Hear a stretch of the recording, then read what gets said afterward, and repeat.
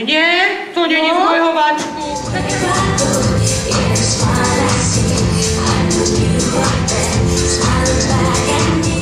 Ahojte, detičky.